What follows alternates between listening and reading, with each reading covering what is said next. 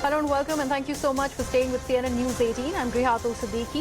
We are beginning with some breaking news that's coming in from the state of Punjab, where there has been an increase in the Punjab government's VAT on diesel and petrol, and because of which Bharatiya Janata Party, the opposition in the state, has hit out at the Aam Aadmi Party government. Now, after this increase has been announced, the Aam Aadmi Party government, remember, hiked petrol prices by 92 paise and diesel paise by 88 paise for retail customers. BJP has alleged that this is the result of freebies politics, and the Maan government stands exposed now. AAP का मतलब आम आदमी party नहीं बल्कि anti आम आदमी party बन चुका है। एक तरफ तो केजरीवाल जी महंगाई का ढिंडोरा पीट रहे थे और दूसरी तरफ उसी वक्त उनकी सरकार पंजाब में वैट पेट्रोल और डीजल पर बढ़ा रही थी। ये उनके दोहरे चरित्र, दोहरे मापदंड और हिपोक्रेसी को तो दर्शाता भी है, परंतु ये सवाल भी पैदा करता है कि किस प्रकार से आम आदमी पार्टी छलावा और धोखा करती है जनता के साथ। ये जन विरोधी कदम इसलिए उठाया जाना पड़ रहा है क्योंकि आम आदमी पार्टी जब से सत्ता में आई है उसने पंजाब की अर्थव्यवस्था का बेड़ा गर्क करके रखा है।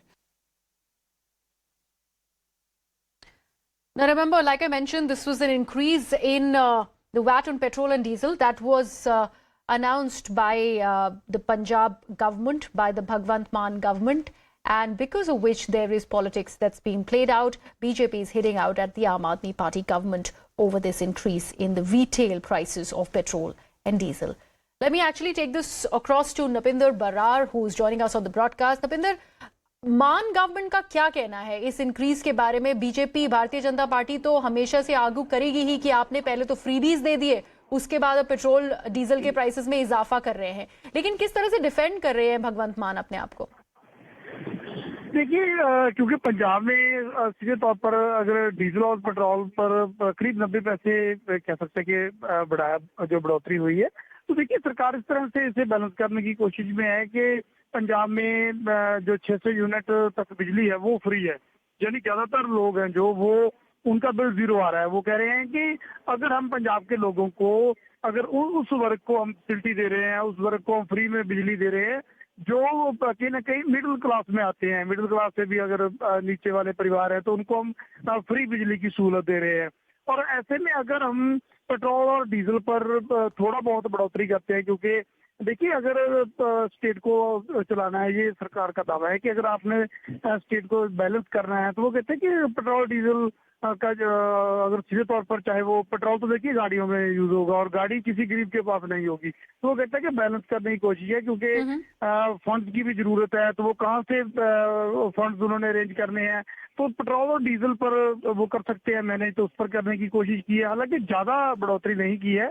इससे पहले भी जब कह सकते हैं जब चन्नी गवर्नमेंट थी पंजाब में, कांग्रेस गवर्नमेंट थी, तब एक बार काफी रेट कम किए गए थे। उसके बाद धीरे धीरे फिर से बढ़ोतरी शुरू हुई है। तो अगर 1 रुपए से कम की बढ़ोतरी हुई है तो सरकार दावा करती है कि कोई ज्यादा बड़ी बढ़ोतरी नहीं है। इससे हम जो फंड्स आएंगे उनको स्टेट पर ही हमने यूज करना है, स्टेट को ही आगे लेके जाना है। तो देखिए अपने अपने दावे हैं। हालांकि जब सत्ता में होती है कोई भी पार्टी तो उन्हें लगता है कि हम बैलेंस कर रहे हैं, लेकिन विपक्ष में जब वही पार्टी होती है तो वो साफ तौर पर कहते हैं कि आम जनता पर बोझ बढ़ा है। अब देखते हैं कैसे बैलेंस करते हैं।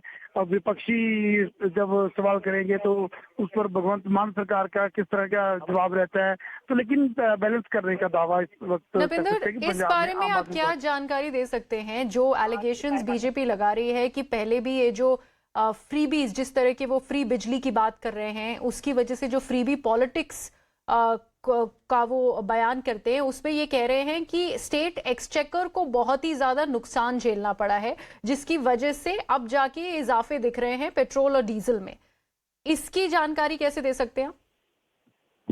देखिए साफ तौर पर इस बात को लेकर के सुप्रीम कोर्ट तक में पिटिशंस गई, सेंट्रल गवर्नमेंट कई बार दावा कर चुकी है, इस बात को लेकर के कई बार डिबेट हो चुकी है, बहस हो चुकी है कि अगर इस तरह से चाहे वो फ्री बिजली की बात हो या फ्री में आटा दाल की बात हो या दूसरी चीजों की बात हो, तो इसका कहीं ना कहीं बैलेंस तो स्टेट पर ही कह सकते हैं कि इसका बोझ तो स्टेट पर ही जाना है।